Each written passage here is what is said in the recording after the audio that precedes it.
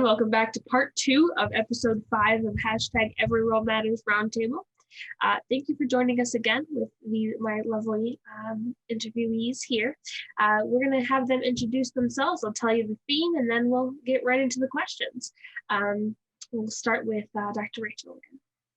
Hi, I am Dr. Rachel Kowert. I am the research director of Take This, which is the first mental health nonprofit to form serving the gaming industry and the gaming community. I am also a science content creator, Zeitgeist on YouTube, where every week I post videos about the science of games. Thank you. Amanda. My name is Amanda Knox. This is my husband, Christopher Robinson, and together we are the hosts of the podcast Labyrinths, which delves into people's stories of being lost and finding themselves again. And I'm Christopher Robinson. I am a novelist and poet. My last book was all about Amazon drone delivery and racial inequality in Detroit. Amanda and I recently wrote a book of love poems, which you can find on our website, knoxrobinson.com. And most of our days is spent in podcast world with Labyrinths. Hence this. Well, it looks great. So you're doing all right. All right. So like I said before, the theme is kind of how they use role-playing to deal with hardships in life and kind of get through the stress of those. So we're going to hop right into the questions. We'll start with a question for Amanda. What are some of the pressures of social media that you have experienced, and how have you used role-playing games to deal with them? So what I have found on social media is that, even throughout my entire process of going through my wrongful conviction, one of the really lasting characteristics of it is that there's an idea of me that exists in the world, and that is in people's minds. And then there's the real me.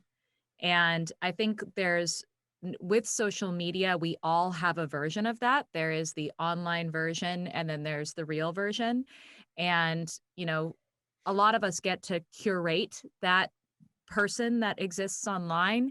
But to an extent, also, it's out of our control. And if anything, I completely understand what it's like to have the public-facing version of yourself be entirely out of your control.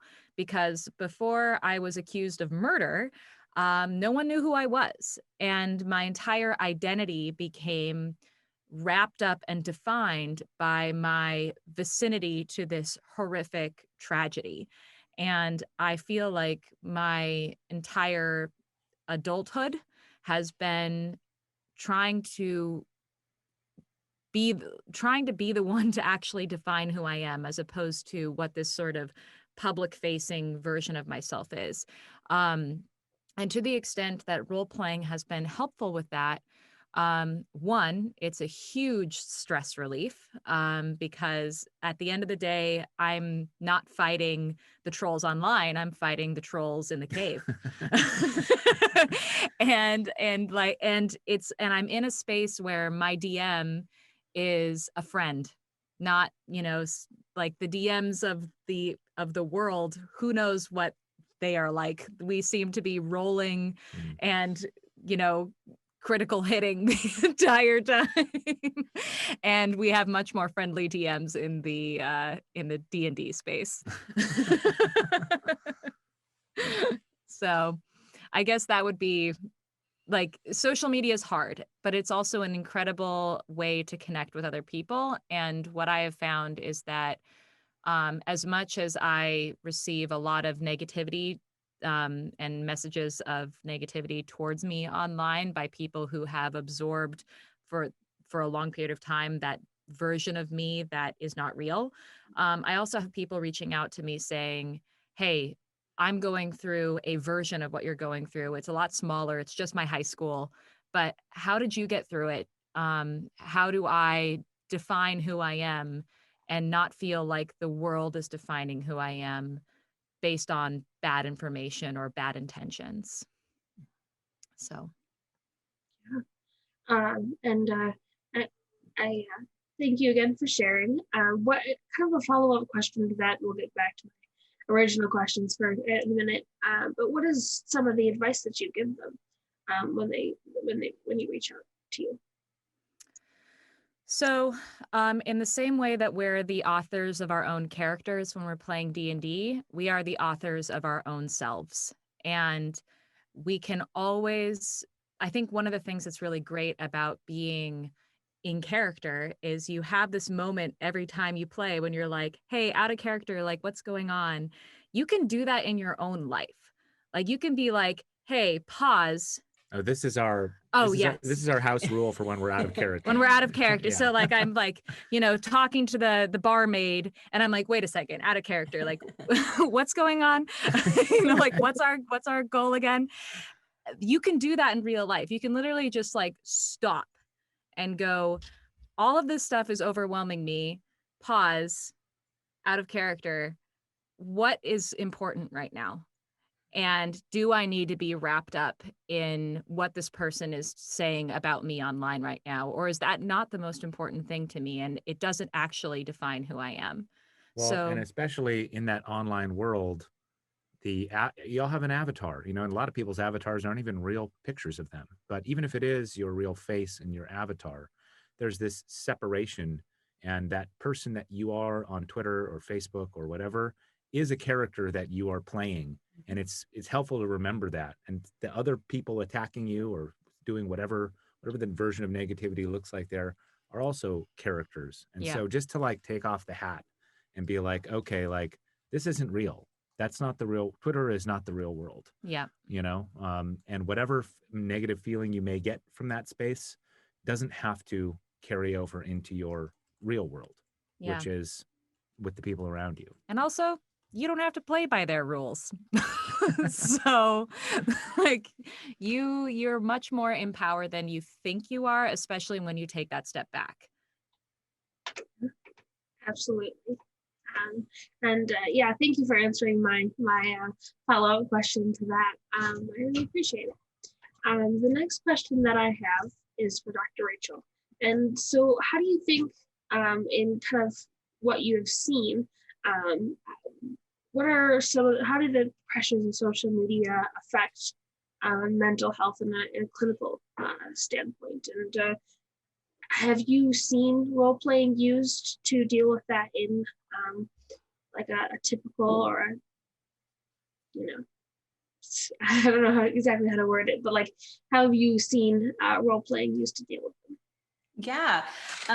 First of all, that was great advice to take a step back. And that's one way that role-playing can be used. So I know there's a lot of really great clinical work going on for teenagers in particular who really feel the pressure of social media with the upward comparison and cyberbullying and all these different new phenomenon that have emerged online. And role-playing provides a free space to try out new social strategies in a way that's a little bit detached. It's a little bit of a fantasy world, right? But also if you fail at what you're doing, it's in a fantasy world, it's a bit detached. You're not failing in a way in which, it really matters in a high school incubator, for instance, in a small town in which it might be more of a big deal.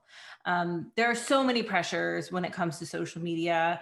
And it really is, as Amanda and Chris were saying, it's curated, but that doesn't make it any easier. Like for me, for social media, like the part, it's always about imposter syndrome, because you see just the highlight reels of I did this and I did that and I'm looking great and I'm, and it's just constantly on your news feed. It's hard not to feel that you are not measuring up to someone else's highlight reel. But, in role-playing games, I play a pirate captain. See, I'm with you with this Legolas. I play a pirate captain and she can, talk her way out of any situation. She's very charismatic. She's got a really cool sword. And when I go into that world, I don't feel like an imposter at all. I feel excellent. So it really provides an opportunity to kind of get past these fears and anxieties and try on new roles and learn new strategies that research has found you can actually take out into the real world. So I go into this world and I'm a pirate captain and I feel really empowered. Well, tomorrow when I'm scrolling my Twitter feed, I feel more empowered. I feel more accomplished. I feel more competent. And it has real positive psychological repercussions. Yeah, absolutely. I think going back to the advice that Amanda gave and kind of what you just said, Dr. Rachel, is that I think even if there's someone out there watching this just for the mental health advice rather than and are not familiar with the gaming world, that's something that they can take into their lives as well, and take a step back and use their own hobbies as kind of that escapism that we mentioned.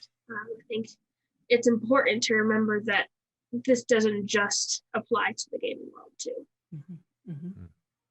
And then the next question that I have is for Chris. So the social media and how it interacts with RPGs, do you think that has affected your mental health? How have you seen people affected by that interaction previously? Specifically, how RPGs relate to social media, or how the two contrast? Like how they interact. So with the pandemic, how RPGs have now been only been able to be online. Yeah. One thing that I was really struck by Dr. Rachel's last comments was the mention of failure. And for me, one of the things that role-playing has, one of the things it really does well is gives you positive experiences with failure.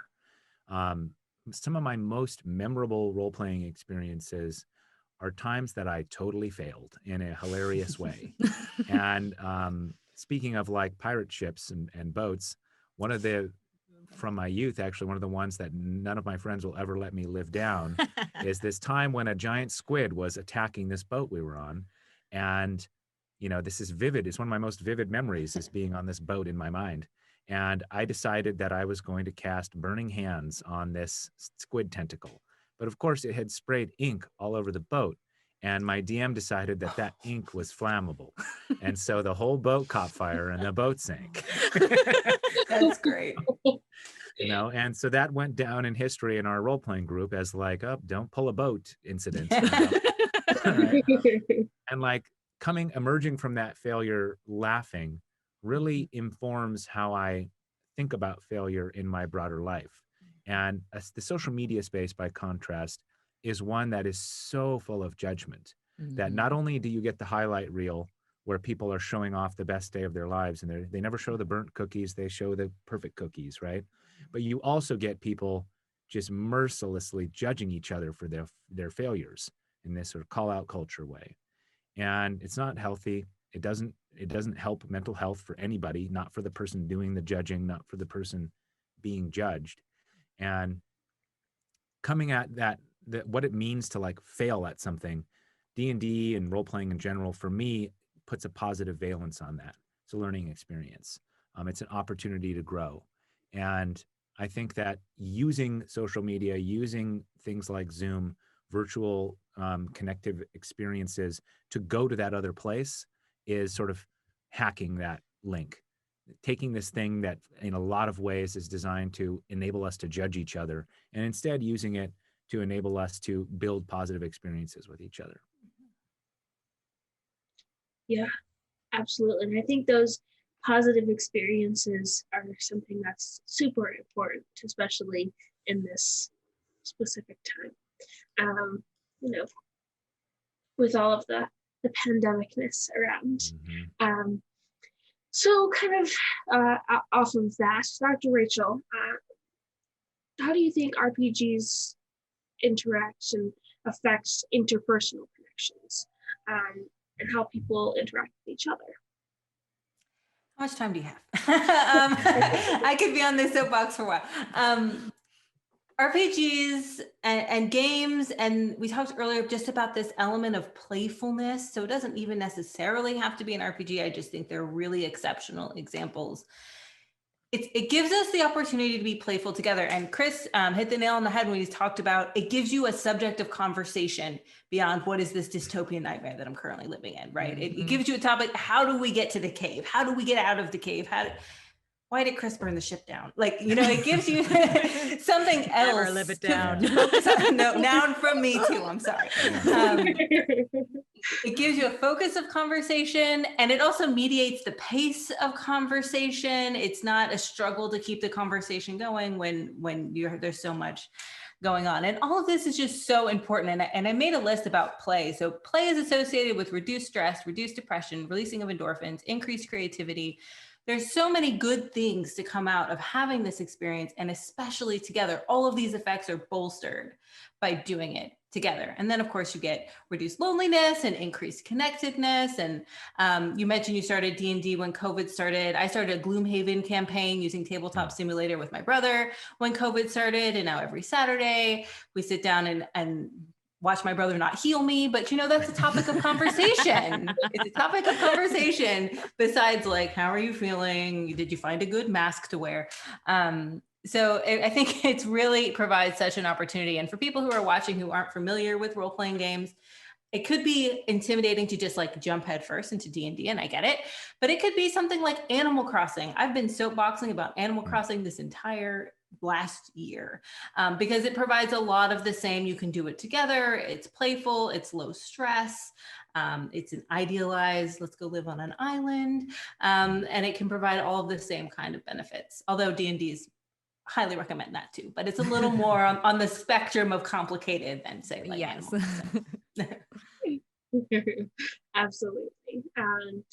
Chris, how have you seen connections made and changed through RPGs throughout your time playing them? It's a great question. I mean, as I was saying a moment ago, some of my most vivid memories are things that didn't happen in real life. You know, I know who was there on that boat with me. You know what I mean? And or like, you know, I have this very vivid memory of my friend Dave waking up. He was a paladin. I mean, it's a virtual memory or a D&D memory. All his armor had been stolen in the night in this inn we were staying at, and he found the guy who had taken his armor. He still had his horse and he still had his lance. And so he was naked, just underwear on his horse, and he challenged this guy and charged him just totally naked, you know. And that memory links me and Dave in this way. It's a shared experience that we have that I think back on, 15 years later. So one huge thing it does is it provides opportunities for memorable experience. And I don't remember the sandwich that I ate with Dave one day in the park, but I do remember that moment. So there's a kind of bonding through adventure, and through, I mean, honestly, some of those scenarios are very adrenaline inducing. And you could probably speak to this better than I can, Dr. Rachel, but those moments of intensity, I think, form memories in a stronger way than less intense moments. And so for me, D&D and other role-playing games have been a window into extreme scenarios that you might not otherwise find yourself in. And once you get used to inhabiting that imagination space, it can feel very real. And it can feel very intense. And that the joy you can get in coming out of that can also be very intense. So that intensity of experience, I think, really bonds me to the people that I shared those experiences with. And I wouldn't trade those experiences for anything. Yeah, I think that that is a very similar experience to a lot of people in the D&D world, and I think that's a great outlook on it. Yes, connections made through D&D games are very strong connections, especially in intense moments. So, Amanda, what are some things that you have learned through or about connections made in RPGs, and do you think that this has affected your mental health? So I think that it's definitely impacted my mental health in a very positive way. To your point, Chris, some of my most memorable experiences with your brother have been through play. And I really think that like allowing ourselves as adults to play with each other is so like, it's resonant. It's not just the same, like it's even making food or something like together is usually what we think of as like these really like building block experiences that we have with each other. But play, like just play with each other. And like, you remember it's so resonant. And I'm trying to think of like, there's so many dark like moments that haunt us in our lives, and it's difficult to find the way to talk about it. But like because the dark moments in your life are always sort of casting a shadow on your mind, you can find resonance you can find ways to address those moments or those dark sort of feelings or thoughts that you have through play and through other people. And when you're playing with other people, you're not tackling them alone. So not only are you having these sort of peak experiences that you wouldn't otherwise have in your real life, but you're having them with other people. Like, real life doesn't often allow you to be going through the worst experience of your life with a handy band of adventurers alongside you. and so, like, having that like band of adventurers alongside you as you're tackling experiences that may be having resonance with things that have happened to you in your past, like, that's going to impact you positively, and it's going to reframe your own experience with your past memories of trauma, right? Like, if we end up going into, I mean, we were captured by those spiders for a while, and we got out of there lickety split. We figured that out. We did not have to sit there for 4 years in spider prison. And that's a new way for me to have a reframing of my own experience of being stuck in prison for 4 years. So I think there's also there's a way that you can learn to interact with and see a person in your life that you don't have access to outside of that world. yes. And one of those things is, like, say, our friend Jordan, who's in the current campaign we're playing. He is a hulking orc who wants to be a powerful wizard, which is rare for orcs. Yeah. And I am a tiny 3-foot tall gnome illusionist. And we have developed this friendship through these characters where I often ride on his shoulders because I'm too slow. And if we need to get somewhere quickly, they can't be waiting for my little legs. But also I'm sort of wise in the magical arts and have, encouraged this former barbarian who's making a transition into magic using. And so that has enabled the two of us to interact in a way that we don't interact in our day-to-day lives. And it actually has brought us closer as friends, I think, through those characters. I think you probably have a similar experience with that. Yeah, I agree. I mean, my character is Legolas, and well, I mean, it's basically Legolas, but also I sort of developed a crush on this like elf that I once met, like, in the game. And it's so weird when your brother, who's the DM, is like role playing this character. That's because awesome. he's sort of like, and I just love that we could do that. Yes, absolutely. I think that not necessarily the flirting with your husband's brother, but I do like a lot of people in the RPG have similar experiences to the connections made through RPGs. Can I just make one comment to that? So they talk about relationships in role-playing games being emotionally jump-started, which is exactly what you're talking about. Because you learn if you can trust them right off the bat. Is this guy going to put me on his shoulder, or am I going to fall off? Are they going to leave me behind because my legs are slow? Are they going to help me? And it's true. Like, I've also had experiences in my games with people who I don't know very well. And then you have this, sorry, my door. Okay, I see the package. Sorry. Okay, he's waving at me. There's a sign that says, "Don't ring my doorbell." Okay, anyway. So they're emotionally jump-started. So I've had in my own experience with games where it's people I don't know very well, but you have a very intense moment and it resonates with you, like Amanda was saying, with something in your past, whether it could be anything, to be honest, and you're having a similar experience emotionally, but the people are there for you. The people are there to support you and lift you up. And it can have just incredible repercussions in your daily life and the way that you perceive not only your friendship, but these kinds of experiences, and it can change who you are, honestly, and your perspective on the world. And I think that you really are tapping into the magic of RPGs, which is playing together and how that affects the relationships. Yeah, for sure. I know that I also have had similar experiences. One of my friends who I didn't really know previous to playing with her in the game, she made a lizard folk barbarian. who the most memorable thing about the character was that the character, he likes to lick everything, including walls. And so my character, while she was supposed to become his like his controller or whatever, became his enabler and like made people like stop from stopping him. So, you know, we created a fun bond there without both of our wild characters. Awesome. But yeah, so that's actually the end of part 2 of this episode. Thank you so much for all 3 of you being here. I really appreciate all your insight, your sharing, and your stories. So I'm going to have us do the outros real quick.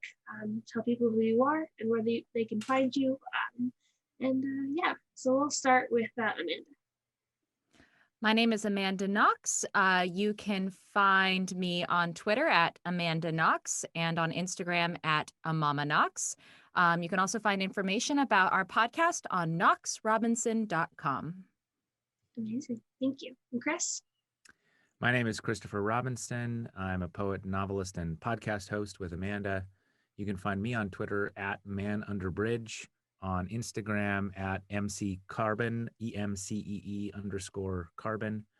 If you want pictures of me, you got to go to Amanda's Instagram. If you want pictures of Amanda, you got to go to mine. That's cute. I love it. And last but certainly not least, Dr. Rachel. Yes, I'm Dr. Rachel Kowert. I am the research director of Take This. You can learn more about Take This at TakeThis.org. You can find me on Twitter at Dr. Kowert, and you can find me on YouTube at Zeitgeist. Amazing.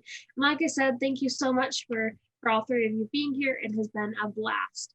I have been your host, Fenway Jones, also known as Fenway the Teen DM on Twitter, and Jasper's Game Day on all of the social medias. You can also find out more about Jasper's Game Day at jaspersgameday.com. Everyone who's watching, thank you for staying with us this entire time. And remember, you are not a critical failure, and you do not have to roll initiative alone. Thank you so much. Thank you.